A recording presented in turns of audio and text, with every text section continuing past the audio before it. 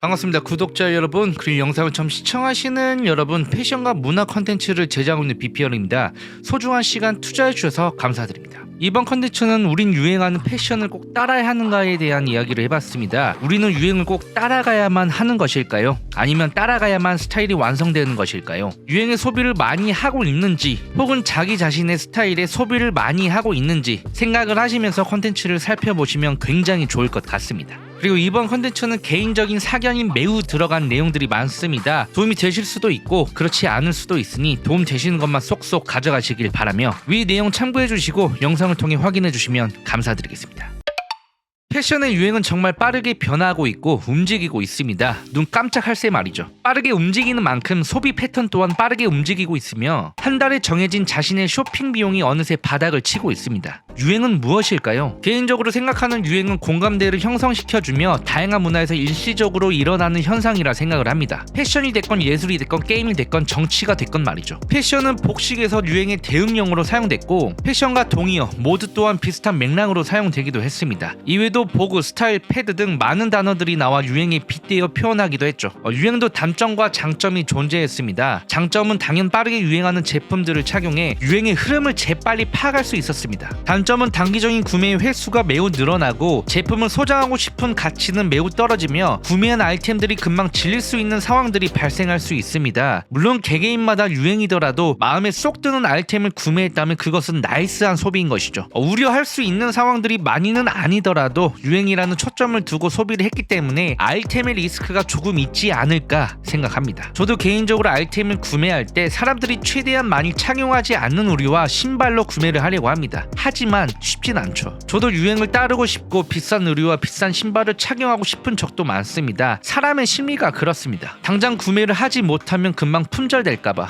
혹은 나는 아직 월급 전인데 그 전에 품절될까봐 조마조마합니다. 시즌에 나오는 컬렉션이나 한정판들은 그때그때 구입을 못한다면 품절이 되어버리곤 하죠. 유행을 따르는 건 매우 지극히 정상이며 당연한 현상입니다. 하지만 돈을 빌리거나 충동적으로 무작정 구입을 하는 건 문제라고 생각이 됩니다. 유행하는 제품들을 구입하기 전 몇 가지 체크해야 되는 부분들을 생각을 해봤습니다. 물론 개인적인 사견으로 몇 가지 가지고 왔고요. 참고해서 들어주시면 감사하겠습니다. 일단 유행하는 아이템들이 평소 자신이 잘 소비하는 아이템이거나 혹은 새로운 스타일에 도전을 해봐야겠다는 아이템들이면 굉장히 좋은 소비라고 생각됩니다. 허나 새로운 스타일의 제품을 구입할 때는 많은 정보와 많은 조사가 필요하고 다른 사람들의 착용샷을 많이 봐야 합니다. 그래야 유행하는 브랜드의 아이템들이 내가 생각하는 새로운 스타일과 매우 비슷한지 알 수 있죠. 그것이 유행이 됐건 뭐가 됐건 새로운 시도를 하는 건 매우 예민하게 접근할 필요가 있습니다. 간혹 유행하는 아이템들을 소비할 때 충동적인 소비인지 과시용의 소비인지 다시 한번 확인해 보시는 게 가장 좋을 것 같습니다. 필요 없는데 구입하는 제품들이 옷장 속에 몇 개 있죠. 그리고 본인의 스타일이 확고하다고 생각이 들면 유행을 약간 도움으로 이용하는 것도 매우 좋습니다. 한마디로 요런 게 유행하네, 나와 맞는지 찾아볼까 라는 느낌과 매우 비슷하겠습니다. 근데 대부분 스타일이 확고하신 분들은 유행하는 브랜드를 구입을 안 하시고 평소 소비했던 브랜드를 찾는 경향이 더 많습니다. 자신의 스타일이 분명하기 때문에 굳이 유행하는 아이템을 안 사도 된다는 뜻이죠. 반대로 확고한 스타일이 없다면 유행하는 아이템들을 착용하는 것도 매우 도움이 된다고 생각합니다. 구매를 하기 전 브랜드의 역사를 한번 살펴보는 것도 매우 좋고 자신의 스타일을 찾아야 한다면 많이 입어보고 많이 찾아봐야 합니다. 유행하는 아이템들을 착용하면서 왜 이게 유행하는지, 그전에는 어떤 유행을 했는지, 나와 맞는 스타일인지, 상반된 스타일은 무엇이 있는지 등 체크를 하시면서 입어보시면 훨씬 더 도움이 되실 것 같습니다. 한국은 누가 유행을 이끄는 것일까요? 개인적인 생각은 해외 영향이 매우 크다고 생각됩니다. 해외 힙합 아티스트, 인플루언서 등 그들이 착용하는 아이템들은 줄곧 품절이 되거나 순식간에 유행이 돼버렸죠. 한국도 그렇습니다. 국내 인플루언서나 연예인 그리고 힙합 아티스트들이 착용하는 아이템들은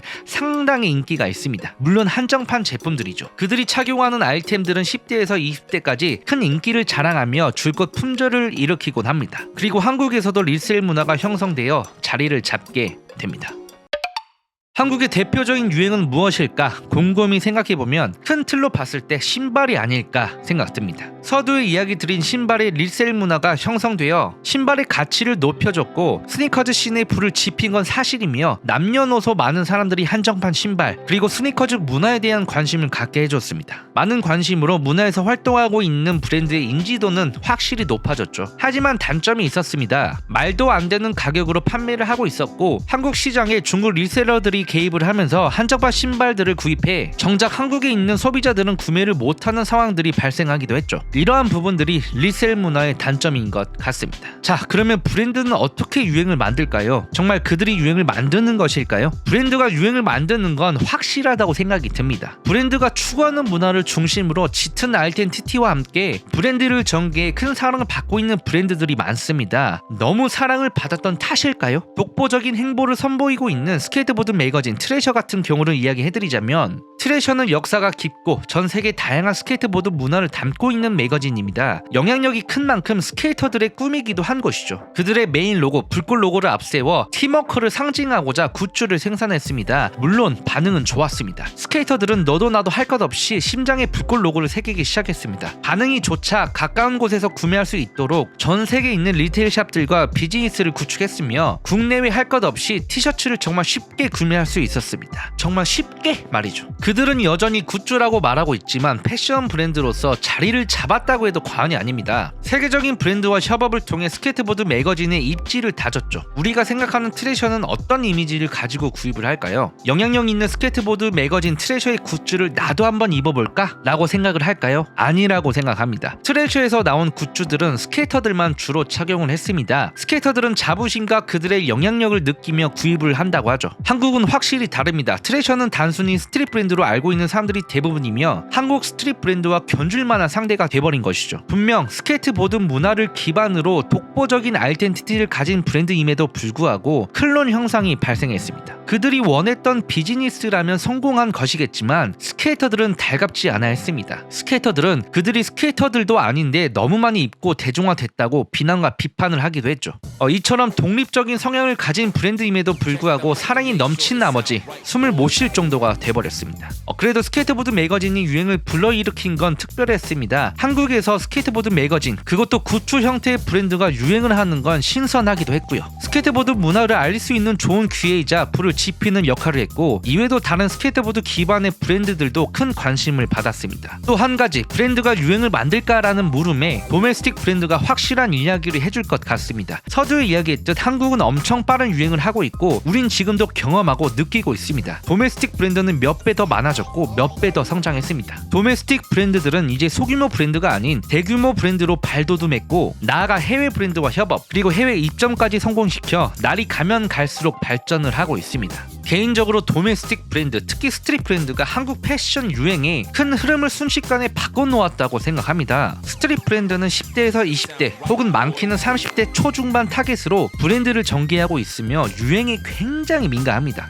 그렇기 때문에 성인권 브랜드의 아이덴티티를 오묘하게 가지고 옵니다. 한마디로 그들의 발자국을 그대로 똑같이 밟고 브랜드를 전개한다는 뜻이죠. 비슷한 디자인, 비슷한 룩북, 비슷한 영상 등 비슷한 브랜드들이 탄생했고, 한 브랜드의 로고가 터지면 그 로고를 오마주보단 비슷하게 디자인을 만들어 매출 상승에 도움이 되기도 합니다. 정말 한국 패션의 유행의 큰 단점이지 않을까 생각합니다. 가끔 인스타그램을 보면 관계자들이 누가 비슷하게 만들었고 누가 따라했는지 설전을 통해 싸우기도 합니다. 분명 한국 스트릿 브랜드들은 유행을 이끌고 있다고 생각을 하고 있습니다. 1세대와 2세대 도메스틱 브랜드들의 활약이 없었다면 지금의 시장은 존재하지 않았겠죠. 하지만 스트릿 브랜드 수요가 많다는 게 단점이고, 매출에 초점을 맞춰 브랜드를 전개, 상위권 브랜드들의 아이덴티티를 쉽게 가져온다는 것도 유행의 단점이자 쉽게 식어버리는 이유이지 않을까 생각합니다.